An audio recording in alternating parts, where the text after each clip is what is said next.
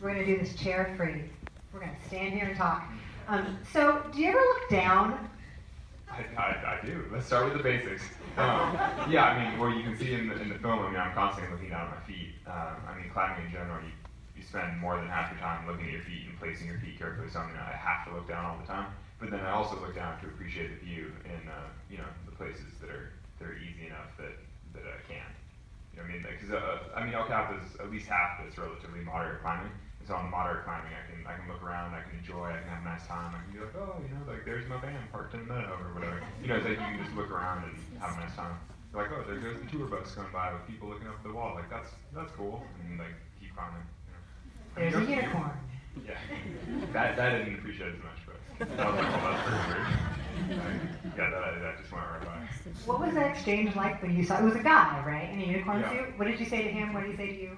No, he was still in bed when I walked by, and so I was just kind of like, good morning, and went by. I didn't realize that he was in a freaking onesie. Because he was still sitting in his sleeping bag. And I'd actually passed two other parties lower on the route as well, people camping, but they were still in their beds. I mean, I'd started climbing at 5:30, and I passed them about an hour in, so it was like 6:30. So for the average climber, they're just sort of like waking up and like, oh, another day on the wall, like time to start climbing. And then some random dude just walks by, and I'm like, good morning. But it was low enough that I didn't want to get distracted. I didn't want to get sidetracked. I just wanted to be totally focused on what I was doing. So I was less friendly with them than I normally would be with other climbers. It is still dark when you're beginning this, correct? No. On the successful solo, I started basically right at first light. Okay. So I started climbing at 5:30 or so. It's basically as soon as I could see, I started to climb. I was gonna say, like, how do you see? I know you have your little headlamp, but how do you see? You're not like tripping on woodland creatures and things. Yes, actually, I walked to the base with the headlamp still on. It was still sort of dark, and then as soon as I could see, I started to climb. Which is actually one of the things that makes the springtime a better time of year to do the solo, because it was warmer temperatures, but because the sun is higher in the sky in the spring, the wall shades itself for longer. So basically, I had from 5:30 in the morning until 11 a.m. of pure shade, and so it's warmer but shadier, and so it actually feels quite pleasant for shorts and a t-shirt type conditions.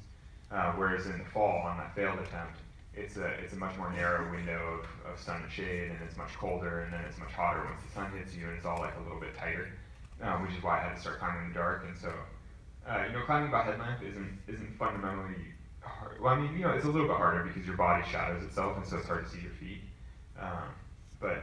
But in some ways it's easier because you're living inside this little bubble of light. You don't see the exposure. You're not like, well, I'm 1,000 feet up. You're just like, I can only see 6 feet. It's like swimming in the ocean or something where you're like, I have no idea of the depth because I can only see this little zone around me. But why do you love climbing? Oh, I don't know. What? I mean, do you climb? You should climb. I have hiked. I have little bitty T-Rex arms. I would suck at this. No, you'd be fine. I barely have opposable thumbs. Come on, I would be terrible. You have small hands. Thank you. Yeah. See, they're really small. So. But that would be perfect for those little cracks and those little tiny holes. Like when you see the close-up of my thumb on that little hole, you'd be able to put your whole hand on it. Aww. I think it's a glass half full of you. Yeah, exactly. Thank you. Well, I mean, it is true that the climbing more than most sports is sort of, everybody has a different body and everybody makes it work in their own way. Like me having big hands makes some of the climbing harder, makes some of the climbing easier, and it's just sort of, the route feels unique to my experience on it. But I mean, somebody else would just have a different experience. But, so, please, why do you like it? What about this sport? I don't know. Actually, out of my curiosity, how many of you guys are climbers? Oh, wow. Oh, this is legit. They already know I love climbing. What's going on? Yeah, exactly. You're the only person here that doesn't climb. I'm the idiot. Thank you. Yeah, just in case you weren't self-conscious. No, I mean, so I've just always loved the movement of climbing. I love, I started climbing in the gym when I was a kid, and I still, I've been climbing in the gym as much as I can while I'm in LA. I mean, I just love going climbing. I love swinging around. I love, jumping for holds, and I just like the movement. And so, I mean, I think that's kind of at the core of all of it for me. I just like the feeling of climbing. So besides having a spectacular amygdala, how do you suppress even the slightest inkling of panic or fear? How do you train your brain? Well, yeah, I don't know. I mean, it's an interesting question. I mean, so in some ways, I don't know. I mean, if you see the film, I mean, on my failed attempt, I was obviously unable to suppress, the feeling of fear or panic because I basically got it to a certain position position and was like, oh, I'm not comfortable being here, I don't want to be doing this, and then I decided to bail. So I mean, basically I got to a point, I was afraid, I was like, I'm not into this, and then I decided to stop. So, in that case, I didn't suppress it. I mean, because in general, I mean, I wouldn't say that you should be suppressing fear, because fear should be, a physiological response to danger. Like, it should be your body warning you that you are in danger, like you could be harmed because of whatever you're doing. And I mean, that's sort of separate from like vague anxiety and things where people are like, oh, I just have so much stress in my life. But true like deep fear, I mean, you should be aware of that. You should, I don't want to die any more than anybody else does. And if my body warns me that I'm at risk of death, I mean, I should be paying attention to that. Yeah, I know. But so, I mean, but so then that's why the whole film basically chronicles all the preparation. For me to get ready to the point where it just wouldn't be scary anymore. Like to put in so much time on the wall that I knew that I could do it with enough confidence that it just wouldn't be scary. I wouldn't have to suppress the fear because I just wouldn't be afraid anymore. What does the specific kind of stretching that you do, and what does the hanging from the hangboard do for you to get your body ready for it? Well, I mean, the hangboard, it's basically just isolated finger exercises to make sure your fingers are strong enough. I mean, you can see the close-ups of some of the holds and the thumb press and various little holds, and you just need strong fingers. And often people can train by going into the climbing gym or various places, but when you're in Yosemite living in the car for a long time, there's just no easy way to train. So I kind of needed something like in my home so I could maintain finger strength while I'm in Yosemite. So you live in a house now, kind of. Yeah, sort of on and off, but yeah. But you're in the van too. Yeah. How is domestic life going? Well, it's nice. So I've only, I'm still sharing the same home with Sonny in Vegas. We'll be driving back there tonight. And it's nice. I mean, she's done an amazing job of, when she actually filled it with furniture, I was like, oh, this is actually quite nice. Like, I see why people are into this. Yeah, she decorated. Actually, while I've been away on certain expeditions, I came home and she like repainted a wall and put up all these nice pictures of mountains and like various things that, had she asked, I'd be like, oh, that's a waste of time. Don't bother decorating. Who cares? But then when I actually see it, I'm like, that's really nice. Like, you did a great job. So I think overall, I'm slowly getting housebroken. So it's pretty nice. My favorite scene is when they go refrigerator shopping at Home Depot. Like, is that really your favorite scene? It actually is. It's a different side of you. Because we see you climbing and like you're physically awesome and you're mentally awesome, but to see you like being human, like the rest of us, and going to Home Depot is actually, that's my favorite thing. That's definitely not my favorite scene. But, I see that and I'm like, oh geez. Yeah. And as it turns out, that little fridge died shortly thereafter. It just wasn't good of a fridge. But how did you and Sonny get accustomed to having the cameras around at all times? I mean, we see a lot of really vulnerable personal moments here. How did you get used to it?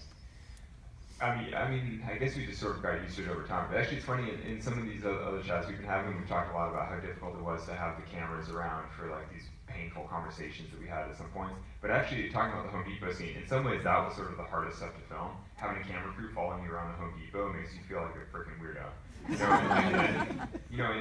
Some things that we shot that never made it into the film, like I had to go to the DMV to register the new van and things like that. I'm just at the DMV with the camera crew, and like everyone in the waiting room is staring. It's like, who is that weirdo and why is there a camera? And you're just like, oh man, like I just don't really love being a spectacle. And to make a film, you just have to sort of make yourself a spectacle for a long time. But at a certain point, you just kind of get used to it. And in a lot of ways, I actually kind of saw it as an opportunity for personal growth. It's like, well, I just need to be comfortable being me at the DMV with 2 extra dudes watching me and a sound guy holding a boom over me. Like, whatever, like I'm just gonna live my life. Other people can stare, screw them, like whatever. In LA, though, everyone's got a camera crew at the DMV. Yeah. Okay, I'm not from LA, so I'm not used to this. But, let's talk about your foundation. It's a really cool thing that you do when you're not climbing. Yeah, so I started the Honnold Foundation, I guess 5-6 years ago, and it was sort of just my attempt at doing something positive for the world, and yeah, that's it, if you're interested. And so HonnoldFoundation.org, we've been supporting solar for the last 5-6 years, and just supporting energy access around the world, some projects domestically, some abroad. Right now we're supporting some stuff in the US, and then a thing in Ethiopia, and something in Mozambique, and so it's just been my attempt to do something useful. Honestly, if we're just diving in, if we're talking about the foundation, so a big part of me starting the foundation was kind of a realization 5 or 6 years ago that So I was living in my van. I had super low overhead. I didn't really need anything. I was leading exactly the life that I wanted. I was climbing all the time. I had tons of leisure time. I was like, this is great. My life is perfect. But I was getting a lot of opportunities to make more money or to have a bigger platform or whatever. Like do corporate speaking, do these random things. Like you could film a commercial and make a ton of money. And I'm like, in some ways that stuff's kind of fun, but it doesn't improve the quality of my life overall because really it takes me away from the stuff that I love to be doing, which is going climbing. But I was like, well, but I could do this stuff and sort of channel it into something positive, which is ultimately why I created the foundation, as a way to like use these opportunities that I have to actually try to do something useful. And it was kind of and in a big way, this film was sort of the same thing. Where I was like, it's not like I need to make a film about my life, because I'm just as happy living in a van and going climbing all the time. But Jimmy Chin and Chad Vasarely, the co-directors, approached me on making a film, and I'm kind of like, oh, it's this big opportunity. I have this, it's something I could do, and hopefully I can sort of channel that towards something useful, which is the foundation. But, we'll see. It's all a bit of a work in progress. But where else do you want to go? Just to travel or to climb? Where have you go to Morocco to train? But where else do you want to go? That's I don't know. I've always wanted to do a long trip around Southeast Asia. There's tons of limestone, like really great climbing. Actually, it's funny. Sonny and I were talking about going this winter, but then now with all the film stuff, we're like, I don't think we're going to get to just disappear for a couple months. It's yeah, we'll see. But no, there are tons of climbing areas around the world that I've always wanted to go, and hopefully I'll spend the rest of my life, slowly working through them. But last thing I want to ask you, I understand that your nickname is Bambi. That is not my nickname. Apparently that was the code name for me during filming. Bambi has landed. Yeah. I repeat, Bambi has landed. But How do you feel about that? I didn't love it when I heard it a year later. No, I found that out from Jimmy like a couple weeks ago. I felt like apparently that's what they were using on the radios in Yosemite as like code name, because they were, it's all sort of open radios, but they just didn't want other climbers knowing exactly what was going on. But I had no part of that. I was like just about all knowledge. And why are you Bambi? Probably the big eyes, I think. His big beautiful eyes. So sweet. Or the peaceful disposition. That's you. Like a fawn. You're majestic. I love it. Let's take a few questions, and it's a big crowded room, so if you could please project, that'd be wonderful. Let's see, who do we have here? I see a hand right here. Yes. We live down in Southern California, down in San Diego and backcountry. Growing up with my kids, I always tell them and warn them, when you're going out, if you're exposed, exploring around, make sure you be careful. Don't put your hand in a rock. It's going to make you a snake or a scorpion or something. And have you ever encountered anything like that? Yeah, so wildlife encounters are definitely a thing. And you can see in the film, you can see birds flying out, things like that. You can see bees buzzing all over the rock next to me and the monster rock with. But yeah, basically all the same animals live in the rock all the time. And so all my preparation with the rope on, I sort of encountered all my little furry and winged friends. And then on the actual solo, I know what to expect. It's like you see the same animals each time, basically. But no injuries, like no bites or nibbles on you? No, I've been stung by bees over the years and things like that, and I've like uncovered scorpions and various, I don't know. But Yosemite is pretty benign in that way. Like the birds are all relatively peaceful. You see bats, like they're fine. Yeah, no, it's fine. If I was like in Africa and I was new routing on something that no one had ever climbed before, I would be much more careful about. Like a friend of mine actually encountered a python that way and had sort of a near-death experience with a freaking python head hovering right in front of him, and it was all horrifying.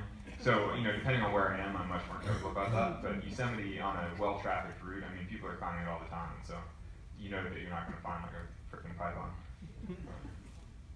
Who else? Right here. My favorite color? Green. I like nature. I like trees. Right here in front of me, they have. How do I get down? Actually, a lot of people ask that.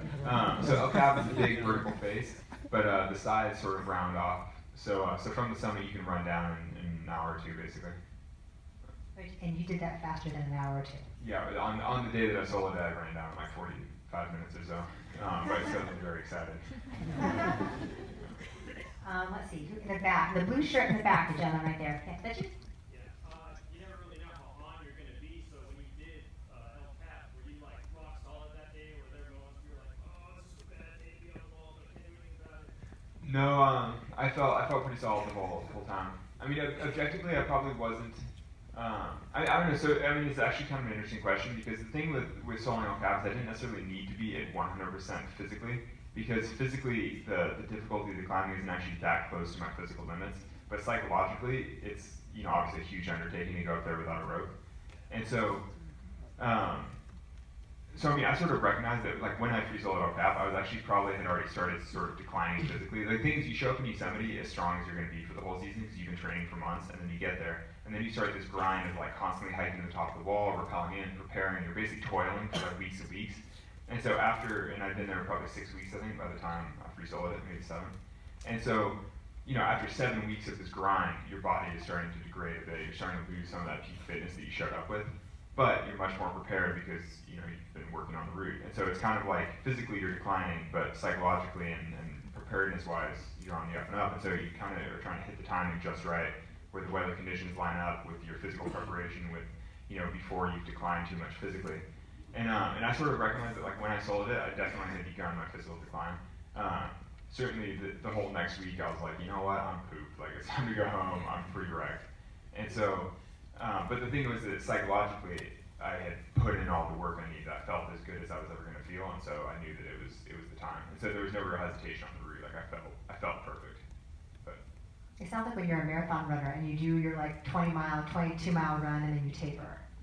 Well, no, actually, yeah. So it's a little, I don't know. It's a little bit different because in a lot of ways, free soloing El Cap was more like ultra marathoning because. So, like, actually climbing El Cap, 3,000-foot wall would be similar to running a marathon, let's say. But the thing is that my preparation, I basically climbed El Cap, 10 times that season. I didn't always climb it from bottom to top, but I would often hike to the top, rappel into a certain part, and then climb back, and then run back down. So, which is basically as much work as climbing the whole wall, but more strategic about which parts I wanted to work on. But so, it meant that over the 6 or 7 weeks that I was preparing, I climbed it over and over and over and over. And so, that'd be like running a marathon every, couple days for the whole season, and then at the end, still trying to run a marathon fast. And it's like, it's hard because you start to decline. We have time for like 2 or 3 more questions. So There's a movie is going to play here. No, it's awesome. I don't right know here. on No, it's TV, wonderful. but-